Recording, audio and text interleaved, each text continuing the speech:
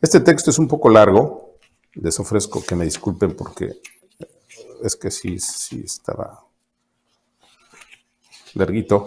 Bueno, le decía, la primera de 3 partes en donde me dediqué a revisar todo lo que yo había pronosticado que iba a pasar y que hoy se está cumpliendo. La dictadura que viene, ¿teníamos o no razón? Parte 1. En los últimos casi 5 años, desde finales de 2017, aquí documenté abundantes señales que apuntaban no solo a la destrucción del INE, sino a la instauración de una tiranía encabezada por López Obrador. Hoy, cuando asistimos a los primeros 4 años de la gestión de López, no solo se han cumplido todas las advertencias formuladas aquí, sino que buena parte de la sociedad responde con expresiones de enojo como la multitudinaria marcha del 13 de noviembre pasado.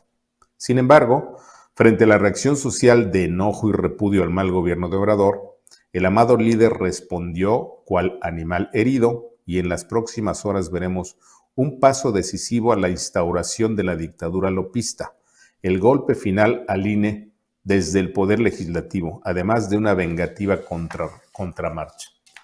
Y es que todo está listo para que la mayoría de legisladores de Morena y sus aliados violenten la Constitución y, por la vía de la ley secundaria, le den muerte al INE, mientras que un grosero montaje acarreará a miles para proclamar la permanencia de Obrador en el poder. Y muerto el INE, la dictadura de Obrador tendrá el camino libre, sea por la reelección del dictador, sea por la instauración de un maximato. Y es que el tirano López tiene el control de las instituciones del Estado, sometió a los poderes ejecutivo, legislativo y judicial, lo que llevará a una de las más escandalosas violaciones constitucionales de la historia. Por eso hoy iniciamos un seriado de 3 entregas en las que recordamos paso a paso cada una de las señales que López Obrador nos llevaría, de las señales de que López Obrador nos llevaría a la crisis constitucional que hoy vivimos y que lamentablemente en su momento pocos quisieron ver.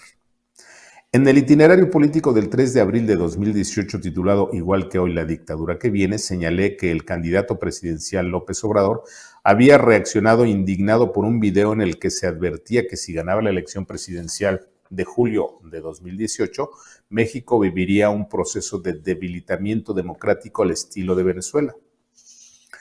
Y es que estaba a la vista de todos la forma escandalosa en que Héctor Díaz Polanco, Jacob Polensky, René Bejarano y Dolores Padierna, entre muchos otros morenistas del primer círculo, promovían la anexión de México al exitoso modelo chavista de Venezuela, así le llamaban, exitoso modelo chavista de Venezuela. En respuesta, y en más de una ocasión en distintas entrevistas, el propio López Obrador había dicho que en Venezuela se vivía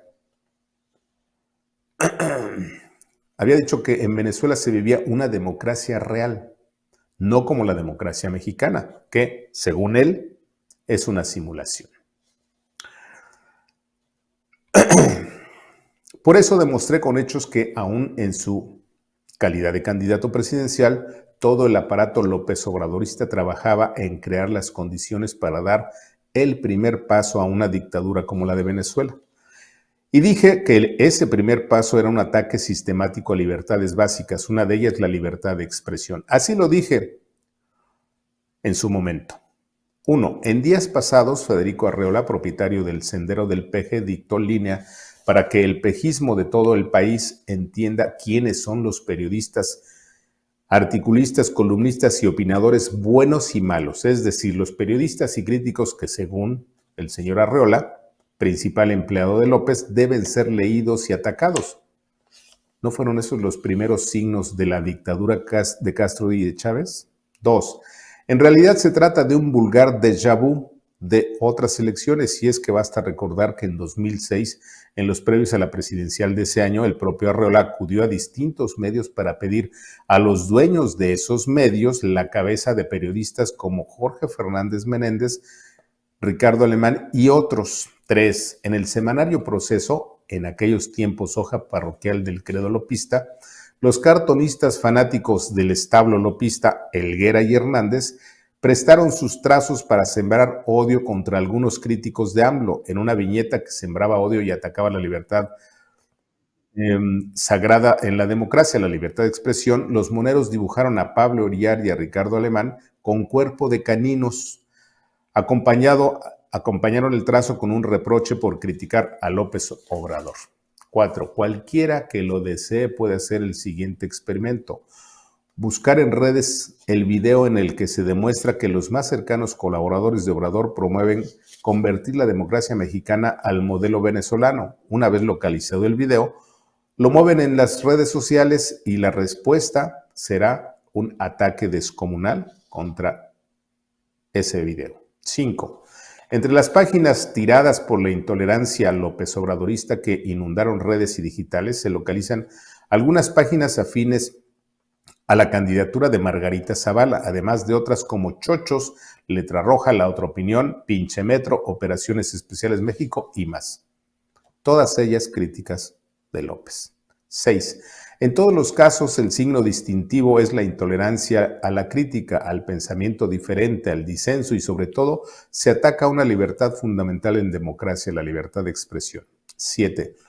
Los ataques a las libertades básicas por parte de bots de AMLO se cuentan por miles. Hace horas, el historiador Enrique Krause movió un tuit contratando la violencia de los fanáticos con AMLO con el amor que pregona el candidato presidencial. La respuesta fue esencial. 8. Lo pueden creer o no, pero el primer paso de toda dictadura es la persecución de los críticos y la cancelación de la libertad de expresión, el odio contra el que cuestiona y piensa distinto, la segregación de buenos y malos periodistas. ¿Se atreven a decir que no estamos en la antesala de una dictadura? Al tiempo. Fin de la cita.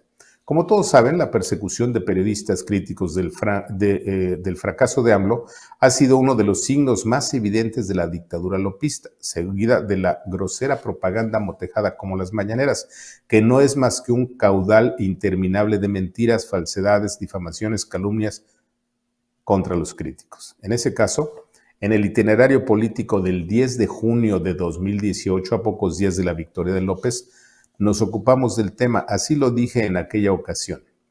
El verdadero mensaje envenenado de las mañaneras está a la vista de todos. Resulta que Obrador mostró lo que será la zanahoria y el garrote a los grandes medios electrónicos, radio y televisión agrupados en la CIRT y que han dado groseras muestras de abyección al poder de un solo hombre. Y es que el virtual presidente dijo, vamos a tener comunicación directa, voy a hablar con los medios de comunicación, con las empresas, para que nos ayuden a transmitir estos mensajes y que ustedes puedan preguntar sobre cualquier asunto. ¿Cómo debemos entender esa propaganda? Quiere decir que los mexicanos tendremos una cadena nacional en radio y televisión todas las mañanas en donde el nuevo presidente dirá lo que le plazca sobre el tema que le interese sin más réplica que la de sus aplaudidores. ¿Y cómo impactará la comunicación entre los medios y el poder? Ese es el secreto del mensaje envenenado.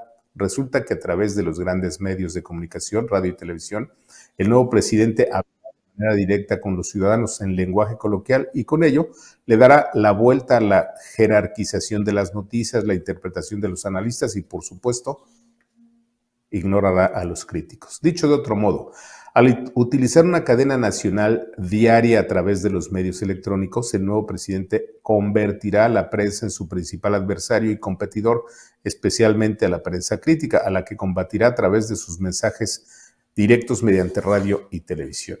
¿Quién entre los dueños de las grandes cadenas privadas de televisión y radio se atreverá a decir no al presidente que tiene el poder absoluto? Volveremos al tiempo del grosero culto al presidente en los medios y hay de aquel que se niegue a complacerlo porque entonces será considerado enemigo del régimen y será tratado como tal. Así empezó el control de medios en Venezuela. Y si aún lo dudan, entre 2012 y 2015, Cristina Fernández, la presidenta de Argentina, realizó 96 cadenas nacionales. Rafael Correa en Ecuador realizó 666 cadenas nacionales en su mandato como presidente, y entre 2013 y 2014 Nicolás Maduro, el dictador de Venezuela, realizó 355 cadenas nacionales.